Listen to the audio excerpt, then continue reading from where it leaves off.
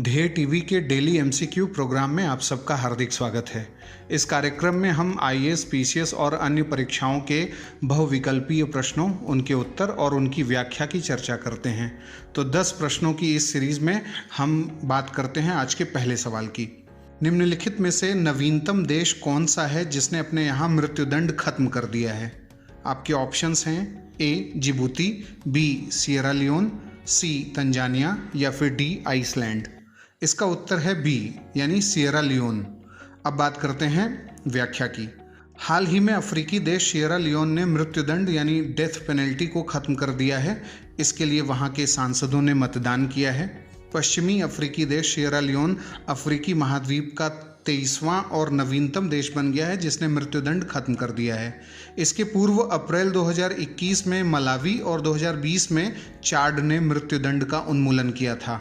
वर्ष 2019 में अफ्रीकी मानवाधिकार न्यायालय ने आदेश दिया था कि तंजानिया में अनिवार्य रूप से मृत्युदंड देने की प्रक्रिया उचित नहीं है। एमनेस्टी इंटरनेशनल के नवीनतम रिपोर्ट के अनुसार अप्रैल 2021 तक कुल 108 देशों ने सभी अपराधों के लिए मृत्युदंड का उन्मूलन कर दिया है, जबकि 144 देशों ने कानूनी अथवा व्यावहारिक तौर पर इसे खत्म कर दिया है। तो ये जो रिपोर्ट है एमनेस्टी इंटरनेशनल की, ये बहुत इंपॉर्टेंट है पीसीएस के एग्ज़ाम के हिसाब से भी। अब बात करते हैं दूसरे सवाल की। निम्नलिखित में से किस देश का सॉन्ग बर्ड संरक्षण के लिहाज से दुनिया का पहला डिजिटल स्पीसीज बना है? आपके ऑप्शंस हैं ए मॉरिशस, बी मेडागास्कर, सी सेशल्स या फिर डी ब्राज़ील। इसका उत्तर है सी यानी सेशल्स। व्याख्या की बात करते हैं। हाल ही में पक्षियों के वैश्विक संरक्षण के सबसे बड़े संगठन बर्ड लाइफ इंटरनेशनल ने इस बात की घोषणा की है कि सेशल्स का सॉन्ग बर्ड मैगपाई रॉबिन दुनिया का पहला डिजिटल स्पीसीज बनाया गया है जिसे संरक्षण दिया जाएगा। सेशल्स का यह पक्षी संकटापन्न यानी इंडेंजर्ड स्थिति में है। नेचर सेशल्स ने अपने इंटरनेशनल पार्टनर्स IUCN और पोरिनी फाउंडेशन के साथ मिलकर विश्व का पहला डिजिटल स्पीसीज लॉन्च किया है। अब बात करते हैं तीसरे सवाल की। भारत के किस राज्य में हाल ही में 2 नए वन्यजीव अभयारण्यों, पंचरत्न वन्यजीव अभयारण्य और अजगर वन्यजीव अभयारण्य को बनाने का प्रस्ताव किया गया है? आपके ऑप्शंस हैं ए मेघालय, बी असम, सी छत्तीसगढ़ और डी ऑप्शन है उत्तर प्रदेश। इसका उत्तर है बी यानी असम। अब हम व्याख्या की बात करते हैं।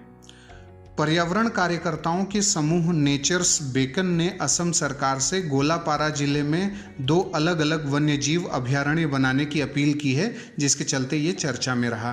पंचरत्न वन्यजीव अभयारण्य और अजगर वन्यजीव अभयारण्य।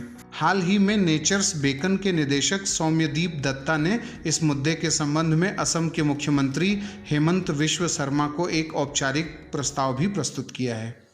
अब बात करते हैं चौथे सवाल की।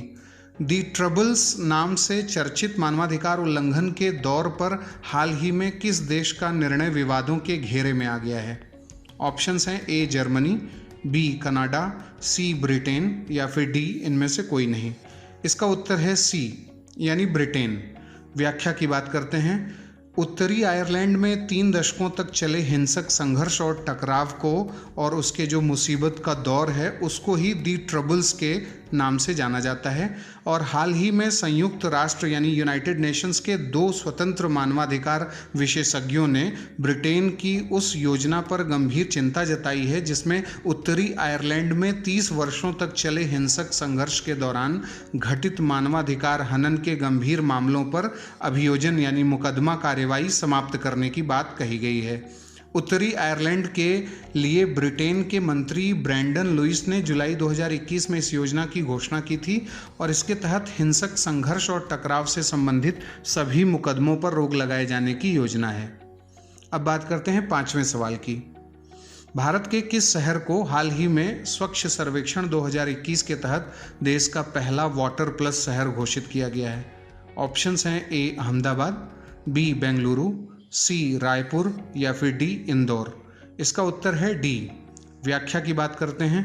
मध्य प्रदेश के मुख्यमंत्री द्वारा 11 अगस्त 2021 को बताया गया कि भारत के सबसे स्वच्छ शहर इंदौर को स्वच्छ सर्वेक्षण 2021 के तहत देश का पहला वाटर प्लस शहर घोषित किया गया है।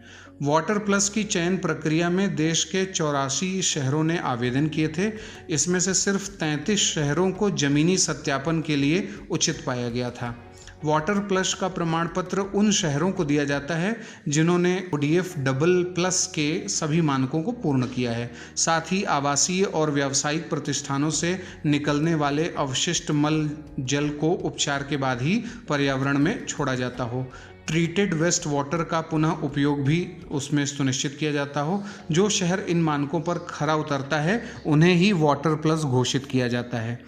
अब बात करते हैं 6वें सवाल की। मारबर्ग वायरस हाल ही में किस देश में अत्यंत स्वास्थ्य चिंता के रूप में उभरा है? ऑप्शंस हैं ए कांगो, बी ब्रिटेन, सी गिनी या फिर डी हैती। इसका उत्तर है सी यानी कि गिनी। व्याख्या की बात करते हैं। पश्चिमी अफ्रीकी देश गिनी में खतरनाक मारबर्ग वायरस का पहला मामला सामने आया है और विश्व स्वास्थ्य संगठन ने इसकी पुष्टि कर दी है। यह जानवरों से इंसानों में फैल सकता है। WHO के मुताबिक संभवतः मारबर्ग वायरस चमगादड़ों से फैलता है और इसकी मृत्यु दर 88% तक होती है। 1967 में जर्मनी के मारबर्ग और फ्रैंकफर्ट, बेलग्रेड, सर्बिया में इस बीमारी का पता चला था। युगांडा से आए अफ्रीकी हरे बंदरों पर हुई स्टडी में इसका पता चला था और इसके बाद अंगोला, कॉन्गो, लोकतांत्रिक गणराज्य केन्या, दक्षिण अफ्रीका और युगांडा में इसके मामले सामने आए थे। अब बात करते हैं 7वें सवाल की। निम्नलिखित कथनों में से असत्य कथन चुनिए। ए राष्ट्रीय उपभोक्ता विवाद निस्तारण आयोग का गठन 1986 में हुआ था। बी यह एक अर्ध न्यायिक यानी क्वाजी जुडिशियल आयोग है। सी सुप्रीम कोर्ट का वर्तमान या सेवानिवृत्त न्यायाधीश इसका अध्यक्ष होता है। या फिर डी इसका मुख्यालय दिल्ली में स्थित है। इसका उत्तर है ए। व्याख्या की बात करते हैं। राष्ट्रीय उपभोक्ता विवाद निस्तारण आयोग का गठन उपभोक्ता संरक्षण अधिनियम 1986 के तहत वर्ष 1988 में हुआ था, न कि 1986 में। यह उपभोक्ता विवादों के मितव्ययी, शीघ्र और संक्षिप्त निवारण प्रदान करने के लिए स्थापित किया गया था। यह आयोग हाल ही में सुर्खियों में इसलिए रहा क्योंकि भारत के उच्चतम न्यायालय ने राष्ट्रीय उपभोक्ता विवाद निवारण आयोग में रिक्तियों यानी वैकेंसीज को नहीं भरने को लेकर केंद्र सरकार से नाराजगी जताई और साथ ही सुप्रीम कोर्ट ने राज्यों और केंद्र शासित प्रदेशों को 8 हफ्तों के अंदर अंदर रिक्तियां भरने का निर्देश भी दिया है। अब बात करते हैं 8वें सवाल की। हाल ही में किस देश ने रोबो शार्क, जो कि एक अंडर वाटर रोबोट ड्रोन है, उसका निर्माण किया है? ऑप्शंस हैं ए अमेरिका, बी चीन, सी उत्तर कोरिया या फिर डी जापान। इसका उत्तर है बी। व्याख्या की बात करते हैं। चीन ने हाल ही में रोबो शार्क बनाया है जो कि एक अंडर वाटर रोबोट ड्रोन है और चीन के इस शार्क जैसे दिखने वाले ड्रोन ने अब दूसरे देशों की चिंता एक बार फिर से बढ़ा दी है क्योंकि यह पानी के अंदर आसानी से दुश्मनों को चकमा दे सकता है और चीन की इस तरह की तकनीक अमेरिका, भारत सहित कई देशों के लिए टेंशन बढ़ा सकती है क्योंकि क्वाड जो समूह है वो मैरीटाइम सिक्योरिटी के लिए ही कंसर्न्ड हैं। चीन ने हाल ही में अपने 7वें मिलिट्री इंटेलिजेंस टेक्नोलॉजी एक्सपो में यह रोबो शार्क दिखाया था और यह दिखने में एकदम छोटे शार्क की तरह लगता है। इसे चीन के ही बोया गोंगदाओ रोबोट टेक्नोलॉजी ने बनाया है और इस बेबी शार्क से दिखने वाले रोबोट की खासियत यह है कि यह बेहद कम आवाज़ करता है और लंबे समय तक पानी में रह सकता है और तेज़ी से काम भी कर सकता है। अब बात करते हैं 9वें सवाल की। निम्नलिखित कथनों पर विचार करें।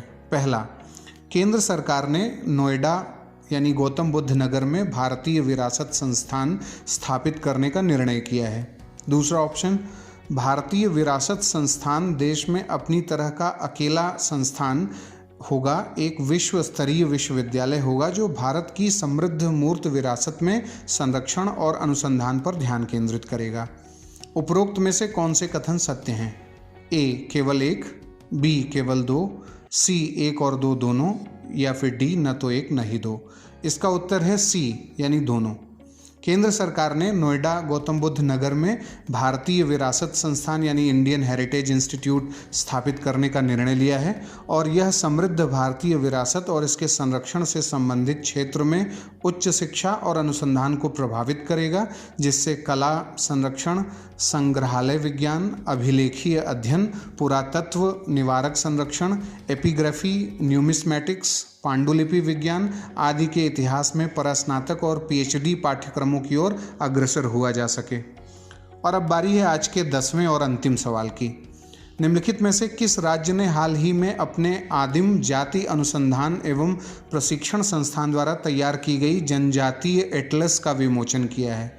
आपके ऑप्शंस हैं ए गुजरात, बी राजस्थान, सी छत्तीसगढ़ या फिर डी बिहार।